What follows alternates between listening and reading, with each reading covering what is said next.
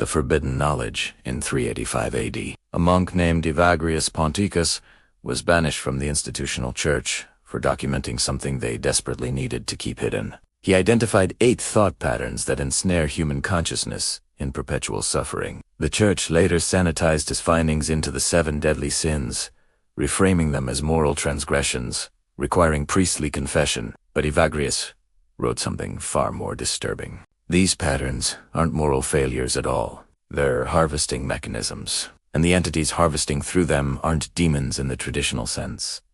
They're cultivators. What they're cultivating is called Loosh. The Gnostic manuscripts that escaped destruction describe this identical system using different terminology. The archons don't assault you randomly or chaotically. They've constructed a sophisticated farming operation. Your addiction, regardless of its form, isn't a character defect or a medical condition requiring pharmaceutical intervention. It's strategic crop rotation. You represent the agricultural field. The substance or compulsion you cannot abandon serves as the irrigation system, and the emotional sequence you experience with each cycle of use, crash, and renewed craving.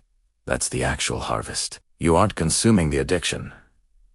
The addiction is consuming you. Each time you feed the pattern, you're producing Loosh, emotional frequency calibrated precisely to the spectrum the archons require for survival. What distinguishes this understanding from every recovery framework you've encountered is fundamental. Traditional programs declare you're diseased and must pursue healing.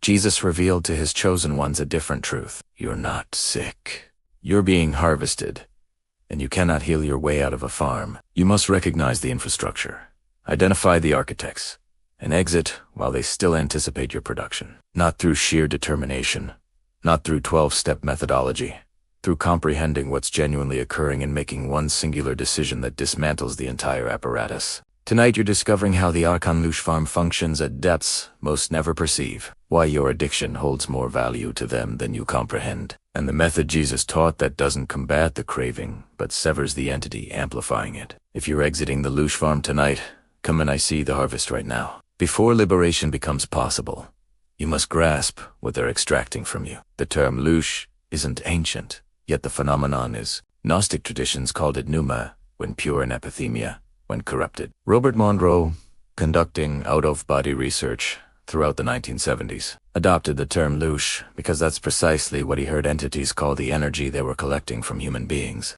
But stripping away all mystical language reveals the actual nature. Loosh represents emotional energy generating measurable electromagnetic frequencies. The archons feed specifically on frequencies produced by particular emotional conditions, predominantly craving, disappointment, shame, and despair. Your addiction generates all 4 in deliberate sequence, making it the most efficient Loosh production system ever engineered. You crave, producing frequency 1. You use, the temporary relief generates no genuine satisfaction, producing frequency 2, disappointment disguised as pleasure. You crash, the shame and self-loathing produce frequency 3, and beneath everything runs frequency 4, the despair, suggesting perhaps you'll never break free. Perhaps this defines who you are. Perhaps you're too damaged for repair. 4 distinct frequencies. 1 perpetual cycle, repeated daily, sometimes hourly, generating harvestable energy every single iteration. Most people miss this critical understanding. They don't want the substance or behavior itself. They want the emotional cycle. This explains why addiction defies material logic. If pleasure-seeking was your sole motivation, you'd cease after the high. But you don't stop. You continue even after it stops providing enjoyment, even as it systematically destroys your existence, even as self-hatred intensifies, because you're no longer controlling the cycle. Something else maintains it, something requiring you to keep producing those 4 frequencies regardless of your personal cost. Chosen ones understanding Loosh stop asking why they can't simply quit and start questioning who benefits from their inability to stop. Because the answer isn't you. You're suffering acutely. Your life deteriorates continuously. Your relationships sustain damage. Your health becomes compromised. Yet someone benefits. Someone feeds, and that someone has invested considerable effort ensuring you never recognize the cycle isn't yours. It's theirs, and they constructed it using your nervous system as foundational infrastructure. The Archon Loosh farm operates on a 3-component system. Your addiction manifests when all 3 elements lock together and begin synchronized operation. First exists the wound. Every human incarnated in material density carries wounds. Moments where something essential was stolen or never provided. Safety, belonging, meaning, love. These wounds create voids, hollow spaces in your consciousness where something should exist but doesn't. Voids generate a specific frequency. Longing, the ache of incompleteness. That's frequency 0. The baseline archons require before constructing the remainder of the system. Second comes the numbing agent, the substance or behavior, temporarily filling the void or enabling you to forget its existence. Your specific addiction is irrelevant. Alcohol, drugs, food, sex, work, shopping, scrolling, gaming. What matters is effectiveness.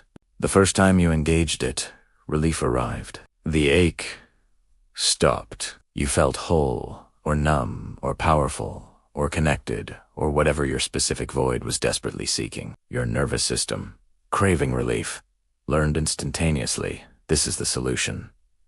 Void aches. You use substance. Pain stops. That neural circuit formed in one moment, and once established, your brain returns automatically whenever the void opens. But here's where archons enter. The numbing agent doesn't heal the void, merely covers it temporarily. The moment effects wear off, the void persists, often intensified because now shame and physical consequences layer atop the original wound. So craving returns, but not at previous intensity. It returns amplified. That amplification isn't your biology. That's the third system component. The archon positioned precisely at the moment between wanting relief and taking action to obtain it. It takes your natural desire for the numbing agent and amplifies it into compulsion. What should be manageable urge becomes overwhelming desperation. What should be choice becomes something feeling inevitable. The farm operates thus. Void aches. Craving begins. Archon amplifies craving into compulsion. You use brief relief. Void remains. Shame added. Craving returns amplified. Archon strengthens. Cycle repeats. Every single stage generates Loosh. You're not addicted to the substance. You're the crop in a system engineered to extract maximum emotional energy from minimum input. Understanding how the harvest actually functions changes everything about your approach to freedom. The ache generates longing frequency. The amplified craving generates desperation frequency. The brief high generates disappointment frequency because satisfaction never fully arrives. The crash generates shame frequency. And underneath everything, the growing certainty that escape is impossible generates despair frequency. 5 distinct frequencies. One cycle repeating daily, sometimes multiple times daily. You're not battling personal weakness. You're succeeding brilliantly at production. The moment you comprehend the system wasn't built by you and isn't maintained by you, you can cease participating, not by resisting cravings, but by severing the entity, amplifying them. Most people spend years, sometimes decades, cycling through recovery attempts without recognizing they're addressing the wrong problem. They target the substance, the behavior, the craving itself, but those are symptoms, not causes. The cause is the archon maintaining the amplification loop. Remove the archon, and the entire system collapses. Not gradually over months of meetings and immediately, sometimes within seconds. Chosen ones who see this structure stop fighting addiction as though it's a personal battle and start recognizing it as agriculture. You're not failing at recovery. You're succeeding at production. And the beings benefiting from your production have invested heavily in keeping you convinced the problem is internal, that you're weak or broken or diseased. Because as long as you believe that, you'll never look for the external entity maintaining the cycle. This is why traditional recovery has such limited success rates. It's designed to manage the addiction, not eliminate the arc. It's designed to make you a more functional crop, not to help you exit the farm entirely. The archons don't fear your willpower. They don't fear your determination or your support group or your 30-day chip. They fear recognition. They fear the moment you stop looking inward for the solution and start looking at the structure itself. They fear the moment you realize you're not fighting yourself. You're fighting something that's been feeding on you since the moment that first wound opened and the void formed. And Jesus taught chosen ones exactly how to sever that connection permanently. Jesus didn't teach chosen ones to overcome addiction through willpower, group meetings, or substituting one behavior for another. He taught a technique that dismantles the farm by removing the archon, maintaining it. This isn't recovery. Recovery implies sickness. This is recognition, seeing the system clearly and withdrawing participation. It happens in 3 movements, not steps. Movements because they flow naturally into each other once you begin. The first movement is locating the void. Not intellectually knowing what hurts you, but physically feeling where the wound lives in your body. Most people spend years in therapy discussing trauma without ever actually feeling it, because feeling it is precisely what the addiction exists to prevent. But you cannot heal what you refuse to feel, and you cannot escape the farm while still avoiding the void it was constructed around. Here's the process. The next time your craving hits, and it will probably within hours of reading this, you don't act immediately. You also don't resist or attempt pushing it away. You pause, you sit, and you ask yourself, not what do I want, but what am I trying not to feel? Then you drop attention into your body. Most people exist entirely in their heads, but the void doesn't live in thoughts. It lives in your chest, your stomach, your throat. Somewhere in your body exists a physical sensation of emptiness, ache, or pressure. That's where the wound is. That's what your addiction has been covering. Once you feel it, you stay with it.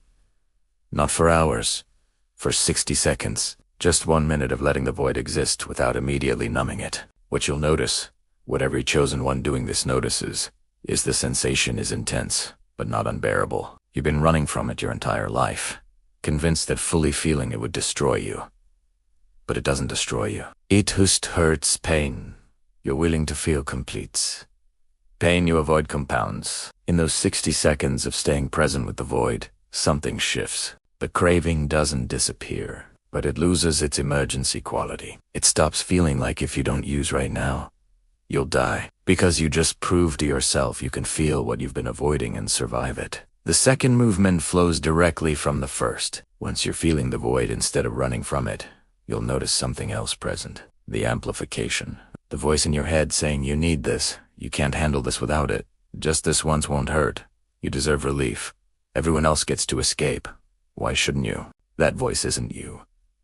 It's not your thoughts. It's the archon that's been maintaining the compulsion. And the moment you recognize it is separate from you, you can address it directly. You speak out loud if possible, silently if necessary, but you name what's happening. I feel you. I know you're here. I know you've been amplifying this craving to keep me producing, but I'm not producing anymore. This void is mine. This pain is mine, and I'm not numbing it to feed you. You don't yell. You don't command with false authority. You simply state the truth. You've seen the system. You know what it is, and you're withdrawing consent. What happens next confirms. This isn't psychology.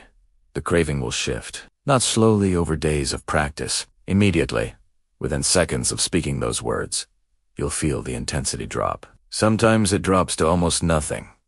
Sometimes it reduces by half, but it always reduces because what you just did is sever the amplification, the natural craving that comes from having a wound and wanting relief. That's still there. That's human, but the compulsion that makes it feel like you'll die if you don't use right now, that's archonic, and you just cut the connection. The third movement is what keeps you out of the farm permanently. Severing the archon once doesn't mean it won't attempt reattaching tomorrow. Archons don't surrender easily when they lose a productive harvest source. They'll test whether the connection is truly severed or just temporarily weakened. Usually within 24 hours, you'll face a situation specifically designed to make you fall back into the pattern. Someone will trigger you. Something will go wrong. The wound will ache worse than it has in weeks. The craving will return hard. That's the test. Here's how you pass the test. You do the same thing you did initially, but you add one element. After you feel the void, name the archon, and sever the amplification. You fill the void with something true. Not another addiction. Not a substitute behavior. Truth. You speak to the void directly. I know you're empty because something was taken from you. But numbing you doesn't fill you. Only truth fills you. And the truth is, I'm more than this wound. I'm consciousness experiencing temporary limitation. And this void doesn't define me. You're not affirming your way into positive thinking. You're stating what's actually true from the level of awareness that exists beyond the wound. And truth, real recognition, not belief, has a frequency that voids cannot hold. The void starts closing, not because you fixed yourself, but because you stopped letting the Archon keep it open. Without the amplification maintaining the cycle. Without you constantly numbing the pain, the void begins its natural healing process. Chosen ones who practice this technique report identical patterns. First week, they perform it multiple times daily. Cravings still come, but are manageable. They can feel them.